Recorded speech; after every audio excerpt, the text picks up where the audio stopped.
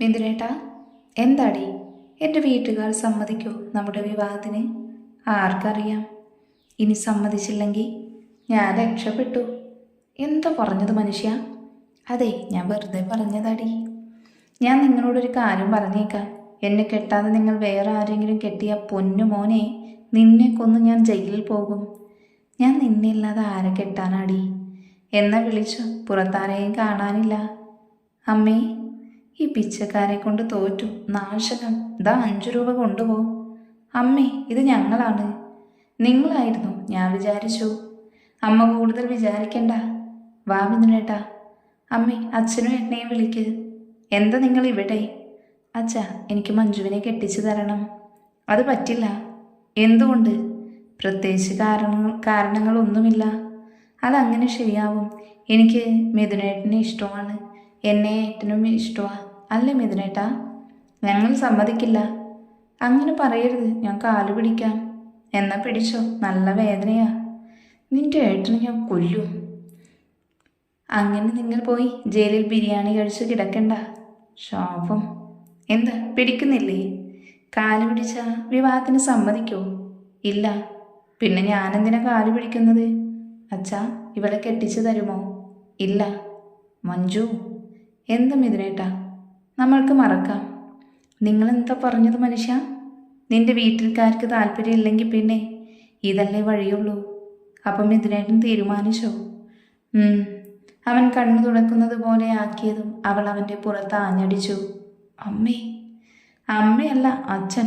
ടാ തെണ്ടി, ഇതായിരുന്നു മനസ്സിലല്ലേ? ഡി ആക്ടിങ്. അവൻ പതുക്കെ പറഞ്ഞെങ്കിലും അവൾ അത് കേട്ടിരുന്നില്ല. മറിച്ച് അവനെ അടിക്കുന്ന തിരക്കിലായിരുന്നു അവൾ. എൻ്റെ ഈശ്വര, ഇവളെന്നെ കൊല്ലും.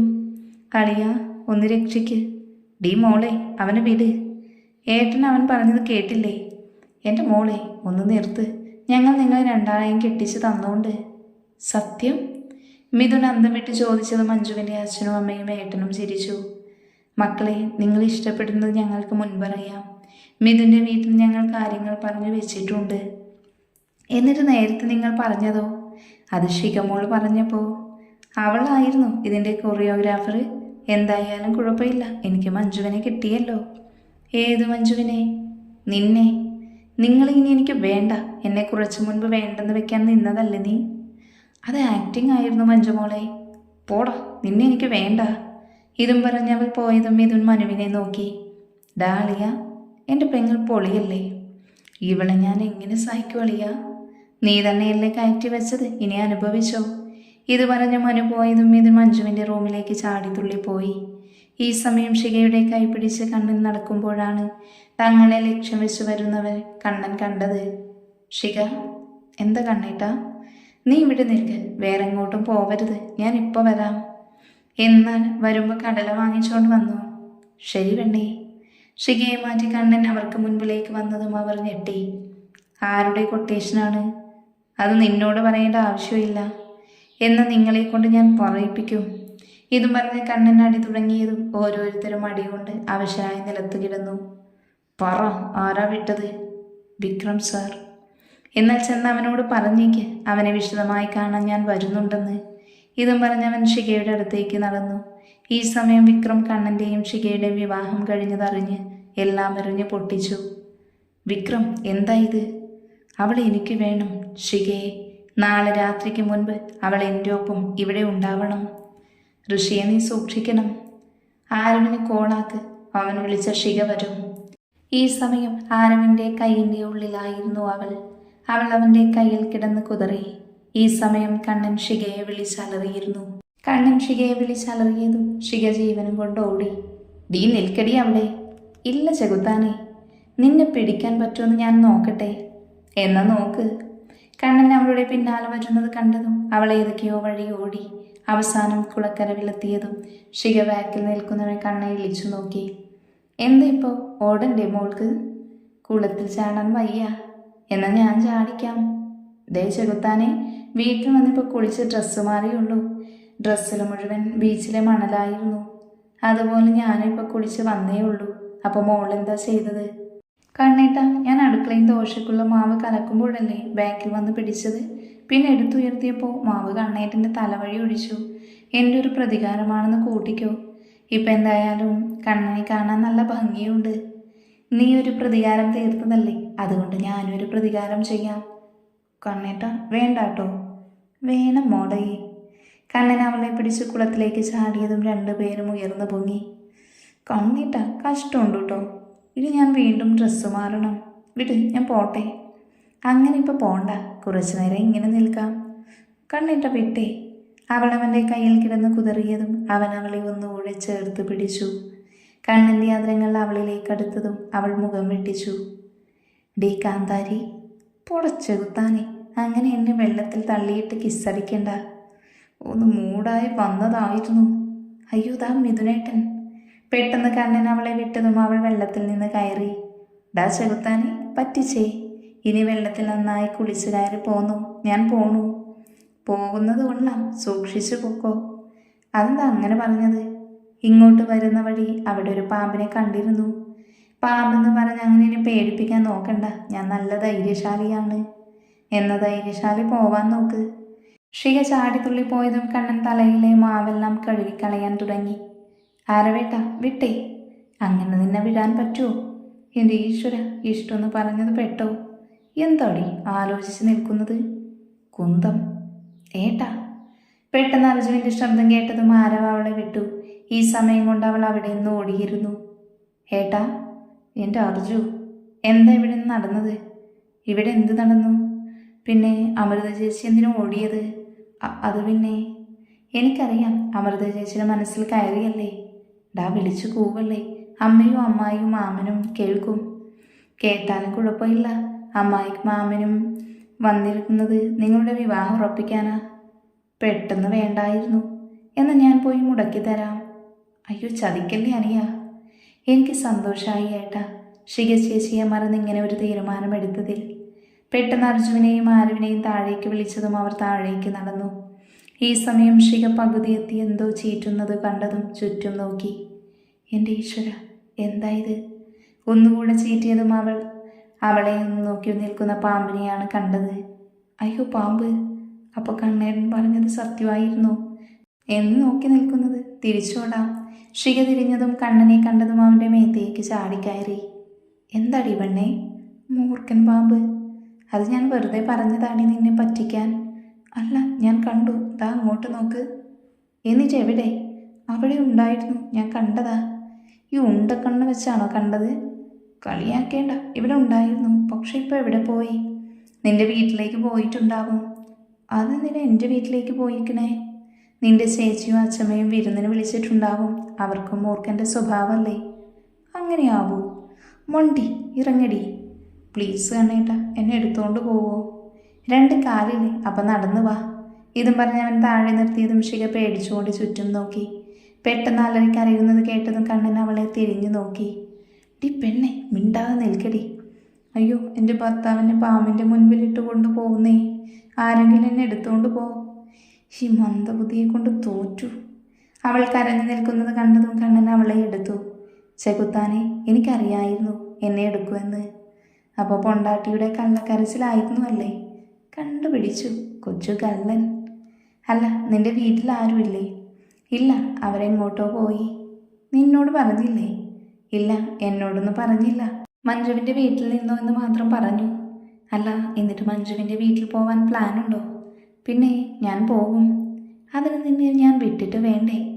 ഇതും പറഞ്ഞവൾ വീട്ടിലേക്ക് നടന്നതും അവളെ എടുത്ത് അകത്തേക്ക് കയറി. റൂമിൻ്റെ ഡോറ് തുറന്നതും കണ്ണനും ഷികയും ഞെട്ടി തിന്നു. ഈ സമയം കണ്ണൻ്റെ ഫോണിലേക്ക് ഒരു കോള് വന്നതും കണ്ണൻ ഷികയെ താഴെ നിർത്തി കോളെടുത്തു. എന്നാൽ ഷിക ഞെട്ടി വിറച്ച് നിൽക്കുകയായിരുന്നു. ഷിക, എന്തു പറ്റി? അല്ല, ഇത് നമ്മുടെ മണിയർ ഒരുക്കിയത് നിന്റെ പൊന്നാരേട്ടനും മഞ്ജുവും. ദാ നിന്റെ കയ്യിൽ ഫോൺ തരാൻ പറഞ്ഞു. ഷിക ഫോൺ ചെവിയിൽ വെച്ചത് മഞ്ജു പൊട്ടിച്ചിരിച്ചു. നീ എന്താ ചിരിക്കുന്നത്? ഇപ്പം പേടിച്ച് നിൽക്കാവുമല്ലേ എൻ്റെ ഷികക്കുട്ടി? പണി തന്നതാണല്ലേ? അതെ. അപ്പോൾ ഫസ്റ്റ് നൈറ്റ് അടിച്ചു പൊളിക്ക്. ഇതും പറഞ്ഞ് മഞ്ജു കോള് കട്ടാക്കിയതും ഷിക കണ്ണനെ പാളി നോക്കി. കണ്ണൻ കള്ളച്ചിരിയോടടുത്തേക്ക് വന്നതും അവൾ ഓടി. കണ്ണൻ അവളെ ഓടിപ്പിടിച്ച് ബെഡിലേക്കിട്ടതും അവനും കിടന്നു. അവളുടെ സമ്മതപ്രകാരം അവൻ അവളിലേക്ക് ആഴ്ന്നിറങ്ങി. രാവിലെ ഷിക കണ്ണു തുറന്നതും കണ്ണനെ നോക്കി പിന്നെ അവൻ്റെ നെറ്റിയിൽ ചുണ്ട് ചേർത്തു. അവൾ എഴുന്നേൽക്കാൻ നിൽക്കുമ്പോഴാണ് അവളെ ചുറ്റിപ്പിടിച്ച കൈയിലേക്ക് ശ്രദ്ധ പോയത്. അവൾ അവൻ്റെ കൈ വെടിവെപ്പിക്കാൻ നോക്കിയെങ്കിലും അവൾക്ക് പറ്റിയില്ല. കണ്ണേട്ട, എഴുന്നേൽക്ക്, സമയം കുറേ ആയി. കിടക്കടി, കുറച്ചു നേരം കൂടെ ഇങ്ങനെ കിടക്കട്ടെ. എന്നാലേ മോൻ കിടന്നു, ഞാൻ പോട്ടെ. പൊയ്ക്കോ. കൈ വിടുന്ന? അത് ഞാൻ വിടില്ല. പിന്നെ ഞാനിങ്ങനെ പോകും? നീ പോവേണ്ട. കണ്ണേട്ട വിട്ടേ, വീട്ടിൽ അവരൊക്കെ വന്നു എന്ന് തോന്നുന്നു. അതിന് നിനക്കെന്താ? അവരുടെ മുൻപിൽ ഞാൻ കണ്ണേട്ടൻ്റെ ഭാര്യയല്ല, അത് ഓർമ്മയുണ്ടോ? ഉണ്ടല്ലോ. അതിന്? അവർ ഞാൻ കണ്ണേട്ടൻ്റെ വീട്ടിൽ നിന്ന് ഇറങ്ങി വരുന്നത് കണ്ടാൽ എനിക്കൊന്നുമില്ല. അപ്പോൾ നിങ്ങൾക്ക് അവരുടെ മുൻപിൽ വെച്ച് എന്നെ കെട്ടായിരുന്നില്ലേ? എന്നാൽ നമുക്ക് അവരുടെ മുൻപിൽ ചെന്ന് ഒന്നുകൂടെ കെട്ടാ. നിങ്ങൾക്കെന്താ മനുഷ്യ, വട്ടാണോ? നീ എൻ്റെ ഭാര്യയായി ഈ വീട്ടിലേക്ക് വന്നപ്പോൾ മുതൽ എനിക്ക് വട്ടായി തുടങ്ങിയെന്നൊരു സംശയം. നിങ്ങളെ ഞാൻ... അയ്യോ, ഇടിക്കല്ലേ. ഇടിക്കില്ല, നിങ്ങളെ കൊല്ലും ഞാൻ. എന്നാലേ ഞാൻ ഈ കൈവിടില്ല. കഷ്ടമുണ്ട് കേട്ടോ. പൊയ്ക്കോ. ചെകുത്താനെ, ദേഷ്യം വന്നോ? ചെകുത്താൻ നിന്റെ കെട്ടിയോൻ. അത് തന്നെയാ ഞാനും പറഞ്ഞത്. ഓ, നിന്നെ ഞാൻ... ഷിക വേഗം വാഷ്റൂമിലേക്ക് ഓടിക്കയറിയതും കണ്ണൻ ചിരിയോടെ തലയിനെ കെട്ടിപ്പിടിച്ചു കിടന്നു. ഷിക ഫ്രഷായി വന്നതും ഉറങ്ങിക്കിടക്കുന്ന കണ്ണനെ നോക്കി പിന്നെ അവൾ വീട്ടിലേക്ക് നടന്നു. ഷിക, എന്താ ചേച്ചി? നീ കണ്ണേൻ്റെ വീട്ടിലായിരുന്നു വന്നത്? അതെ. എന്താ നീ പറഞ്ഞത്? ചേച്ചിക്കെന്താ ചെവി കേൾക്കില്ലേ? ഷിക, നീ എന്തിനാ കണ്ണേട്ടൻ്റെ വീട്ടിലേക്ക് പോയത്? ഇന്നലെ ഞാൻ കണ്ണേട്ടൻ്റെ വീട്ടിലായിരുന്നു. ഒന്നും പറയണ്ട ചേച്ചി, കണ്ണേട്ടൻ ഇന്നലെ ഉറങ്ങാൻ സമ്മതിച്ചില്ല. നിർത്ത്. കണ്ണേട്ടൻ എൻ്റെയോ? എൻ്റെ മാത്രം. നിനക്കറിയുന്നതല്ലേ എന്നെ കണ്ണേട്ടന് സ്നേഹിക്കുന്നത്. എന്നിട്ടും നീ എൻ്റെ കണ്ണേട്ടൻ്റെ പിറകെ നടക്കുവാണോ? നിർത്ത്. പറഞ്ഞ് എങ്ങോട്ടാ പോകുന്നത്? കണ്ണേട്ടൻ എൻ്റെന്ന് കുറേ പ്രാവശ്യം പറയുന്നുണ്ടല്ലോ. എന്നിട്ട് കണ്ണേട്ടൻ അങ്ങനെ ഒരു കാര്യം എന്നോട് പറഞ്ഞില്ലല്ലോ. കണ്ണേട്ടൻ എന്നെ ചേർത്ത് പിടിച്ചു നിൽക്കുന്നത് നീ കുറേ കണ്ടിട്ടില്ലേ? അതെ, ആക്ടിംഗ് ആയി എനിക്ക് തോന്നിയത്. ഇനി കണ്ണേട്ടൻ്റെ അടുത്ത് പോയാൽ ഞാൻ ആരാണെന്ന് നീ ശരിക്കും അറിയും. ചേച്ചിയുടെ സ്വഭാവം എനിക്ക് നല്ലതുപോലെ അറിയാം. ഇനി കൂടുതൽ അറിയണമെന്നില്ല. പിന്നെ ഒരു കാര്യം, കണ്ണേട്ടൻ എൻ്റെയാ. ഈ ജന്മത്തിലും അടുത്ത ജന്മത്തിലും ആർക്കും ഞങ്ങളെ പിരിക്കാൻ പറ്റില്ല. പിന്നെ വിക്രമിന് സുഖമാണോ? അല്ല, പുതിയ ഫ്രണ്ടല്ലേ. എന്നെ വിൽക്കാൻ ചേച്ചി എത്ര വാങ്ങി അയാളുടെ കയ്യിൽ നിന്ന്? ലക്ഷങ്ങളോ അതോ കോടികളോ? ചോദിച്ചെന്നേ ഉള്ളൂ. പോട്ടെ. അപ്പോൾ എല്ലാം മറിഞ്ഞു അല്ലേ? എന്നാൽ ഇനി നീ ജീവനോടെ വേണ്ട. ഇത് പറഞ്ഞ് ഷികയുടെ വയറ്റിലേക്ക് കത്തിയാഞ്ഞു കുത്താൻ നിന്നതും കണ്ണൻ ശിവാനിയെ പിടിച്ചു തള്ളി. എന്നാൽ കണ്ണനെ തള്ളി മാറ്റി ഷികയ്ക്ക് നേരെ കത്തി ഉയർത്തി. കണ്ണനും ഇതിനും ഞെട്ടി നിന്നതും ഷികയുടെ കരച്ചിൽ ഉയർന്നു കേട്ടു. ഷിക താഴേക്ക് വീഴുന്നതിന് മുൻപ് കണ്ണൻ അവളെ ചേർത്ത് പിടിച്ചു. കണ്ണേട്ടാ, ചേച്ചി അവളെ രക്ഷിക്ക്. ഷിക എങ്ങനെയൊക്കെയോ പറഞ്ഞതും അവളുടെ ബോധം മറഞ്ഞു. എന്നാൽ രക്തത്തിൽ കുളിച്ചു കിടക്കുന്ന ശിവാനിയുടെ ശ്വാസം ഒരു പിടച്ചിലോടെ നിന്നതും രാവിലെ കണ്ണേട്ടൻ്റെ കണ്ണുകൾ നീങ്ങി. എന്ത് നോക്കുന്നത് ഋഷി? അവളെ കൊല്ലാൻ വേണ്ടി തന്നെയേ ഞാൻ ഇങ്ങോട്ട് വന്നത്. നിനക്കറിയൂ, എൻ്റെ എല്ലാമായിരുന്നു ഇവൾ. പക്ഷെ ഞാൻ മാത്രം അവളെ സ്നേഹിച്ചു. അവൾക്ക് ഞാൻ വെറും നേരം പോക്കായിരുന്നു. അവളിൽ എൻ്റെ കുഞ്ഞിൻ്റെ തുടുപ്പ് വന്നു എന്നറിഞ്ഞപ്പോൾ എത്ര സന്തോഷിച്ചെന്നറിയോ ഞാൻ. പക്ഷേ അവൾ ഞാൻ അറിയാതെ കുഞ്ഞിനെ ഇല്ലാതാക്കി. അതറിഞ്ഞത് മുതൽ ഞാൻ ഭ്രാന്ത് പിടിച്ച അവസ്ഥയിലായിരുന്നു. എൻ്റെ ആ അവസ്ഥ കണ്ട് നീറി എൻ്റെ അമ്മ പോയി. പിന്നെ ഒരു ലക്ഷ്യം ഉണ്ടായിരുന്നുള്ളൂ, അവളെ കണ്ടുപിടിച്ച് ഇഞ്ചിഞ്ചായി കൊല്ലണമെന്ന്. പക്ഷേ ഷികയെ അവൾ ഇല്ലാതാക്കാൻ നോക്കുന്നത് കണ്ടപ്പോൾ പിന്നെ ഒന്നും നോക്കിയില്ല, ഇല്ലാതാക്കി. അവനൊരു ഭ്രാന്തനെ പോലെ അലറി പറഞ്ഞതും കണ്ണൻ അവനെ വേദനയോടെ നോക്കി. പെട്ടെന്ന് പോലീസ് ജീപ്പ് വന്നു നിന്നതും അവർ ഉള്ളിലേക്ക് കയറി വന്നു. മിഥുൻ, പോലീസ് എങ്ങനെ ഇവിടെ എത്തി? ഷികയെ വിക്രമിൻ്റെ ആളുകൾ തട്ടിക്കൊണ്ടു പോവാൻ പ്ലാൻ ചെയ്യുന്നതറിഞ്ഞ് ഞാൻ നിന്നെ വിളിച്ചു പറഞ്ഞതും കൂടെ പോലീസ് സെക്യൂരിറ്റിയെയും വിളിച്ചു പറഞ്ഞിരുന്നു. രാജിനെ പോലീസ് വിലങ്ങ് വെച്ചതും അവൻ ജീവനില്ലാതെ നിലത്ത് കിടക്കുന്ന ശിവാനിയെ പുച്ഛച്ചിരിയോടെ നോക്കി. പിന്നെ പോലീസുകാർക്കൊപ്പം നടന്നു നീങ്ങി. ഈ സമയം ശിവാനിയുടെ അമ്മയും അച്ഛയും വന്നതും അലമുറയിട്ട് കരഞ്ഞു. ബോഡി ഹോസ്പിറ്റലിലേക്ക് കൊണ്ടുപോയതും പ്രൊസീജിയേഴ്സ് കഴിഞ്ഞ് വീട്ടിലേക്ക് കൊണ്ടുവന്നു. ഷിക കണ്ണു തുറന്നതും അലറിക്കരഞ്ഞ് ചാടി എഴുന്നേറ്റു. ഷിക, മഞ്ജു, എൻ്റെ ചേച്ചി, നീ കരയാതെ. ചേച്ചിക്ക് എന്താ പറ്റിയത്? കുഴപ്പമൊന്നുമില്ലല്ലോ, ഒന്ന് പറ മഞ്ജു. എൻ്റെ ഈശ്വര, ഇവളോട് ഞാൻ എന്തു പറയും? പെട്ടെന്ന് ശിഖ ഹാളിൽ നിന്ന് കരച്ചിൽ കേട്ടതും മഞ്ജു തള്ളി മാറ്റി പുറത്തേക്ക് ഓടി. ശിവാനിയുടെ ജീവനറ്റ ശരീരം കണ്ടതും അവൾ ഭ്രാന്തിയെ പോലെ അലറിക്കരഞ്ഞു. കണ്ണൻ ശിഖയെ ഓടി വന്ന് ചേർത്ത് പിടിച്ചതും ശിഖ അവൻ്റെ നെഞ്ചിലേക്ക് ചേർന്നു നിന്ന് പൊട്ടിക്കരഞ്ഞു. സമയം കടന്നു പോയതും ശിവാനിയുടെ ബോഡി മറവ് ചെയ്തു. ഈ സമയമെല്ലാം ശിഖ ആരോടും മിണ്ടാതെ റൂമിൽ ചുരുണ്ടുകൂടി കിടന്നു. ശിഖ, നീ എഴുന്നേറ്റ് വല്ലതും കഴിക്ക്. ശിഖ ഒന്നും മിണ്ടുന്നില്ലെന്ന് കണ്ടതും മഞ്ജു പുറത്തേക്ക് ഇറങ്ങി കണ്ണൻ്റെ അടുത്തേക്ക് നടന്നു. കണ്ണേട്ടാ. മഞ്ജു, അവൾ എന്തെങ്കിലും കഴിച്ചോ? ഇല്ല കണ്ണേട്ടാ, രാവിലെ മുതൽ ഒന്നും അവൾ കഴിച്ചിട്ടില്ല. ഞാൻ നോക്കട്ടെ. ശിഖ, എഴുന്നേറ്റ് നീ കഴിക്ക്. എനിക്കൊന്നും വേണ്ട കണ്ണേട്ടാ. എന്നാൽ ശരി, ഞാൻ നിന്നെ പോലെ പട്ടിണി എടുക്കാം. കണ്ണേട്ടാ, എനിക്കൊന്നും കഴിക്കാൻ പറ്റാത്തത് കൊണ്ടാ. ഇന്ന് നീയാണ് മരിച്ചത് എങ്കിൽ അവളിവിടെ സന്തോഷത്തോടെ നടന്നേനെ. ചേച്ചിക്ക് എന്നോട് സ്നേഹം ഉണ്ടായിരുന്നില്ലെങ്കിലും എനിക്ക് പക്ഷേ അങ്ങനെ ആയിരുന്നില്ല കണ്ണേട്ടാ. സ്നേഹം മാത്രമേ ഉണ്ടായിരുന്നുള്ളൂ, എന്നെ എത്ര ദ്രോഹിച്ചാലും. പക്ഷെ അവൾ കാരണം എത്ര പേരുടെ ജീവിതം തകർന്നു. ഇനിയൊന്നും പറഞ്ഞിട്ട് കാര്യമില്ല, നീ ഇത് കഴിക്ക്. കണ്ണൻ അവളെ നിർബന്ധിച്ചു കുറച്ച് കഴിപ്പിച്ചതും അവൾ വീണ്ടും ചുരുണ്ടുകൂടി കിടന്നു. കണ്ണൻ താങ്ങായി അവൾക്കൊപ്പം നിന്നു. അങ്ങനെ 3 വർഷങ്ങൾ കടന്നുപോയി. ശിവാനിയുടെ വേർപാട് അവരിൽ നിന്ന് മറഞ്ഞു പോയിക്കൊണ്ടിരുന്നു. അതിനിടയിൽ ശിവാനിയുടെ അച്ഛമ്മയും ഒരു അറ്റാക്കിലൂടെ മരണത്തിന് കീഴടങ്ങി. ശിഖയുടെയും കണ്ണൻ്റെയും വിവാഹം എല്ലാവരും അറിഞ്ഞു. കൂടാതെ മഞ്ജുവിൻ്റെയും മിഥുൻ്റെയും വിവാഹ ആഘോഷത്തോടെ നടത്തി. ശിഖ, ഡി വരുന്നുണ്ടോ നീ? മഞ്ജുമോളെ, കയറി വാ. അവളെവിടെ?